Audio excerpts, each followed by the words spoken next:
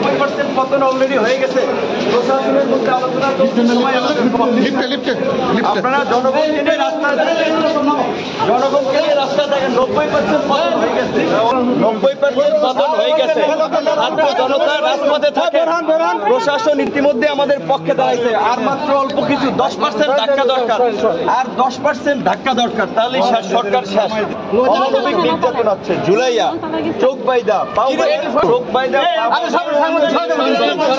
হাইকোর্টের নির্দেশনা সেটাও মানা হয় না, অমানবিক নির্যাতন করা হয়। তারপরেও সবার মনোবল সরকার, আমাদের কথা এটা সরকার পতন না হওয়া পর্যন্ত আন্দোলন চালাইতে হবে। আমরা ভিতরে থাকলে আমরা না চালাই দিতে হবে। 90% শেষ, প্রশাসনের মধ্যেও এই দেশবাসী আবার আন্দোলন চালাই যেতে হবে। 90% পতন হয়ে গেছে, প্রশাসন সবাই আলোচনা করছে, এখন জনগণকে রাস্তায় থাকতে হবে। 90% পতন হয়ে যায়, 10% ধাক্কা দরকার, এই ধাক্কাটা চালাই যেতে হবে।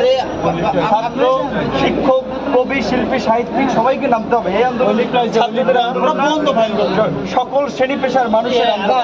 না না, মেডিকেল ট্রিটমেন্ট কিসের ভিতরেই মাইরা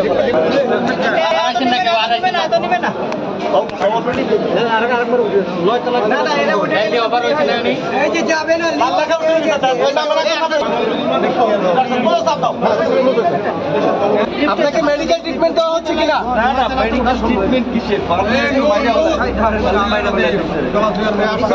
ভিতরেই মাইরা। আপনার শারীরিক অবস্থা কেমন এখন?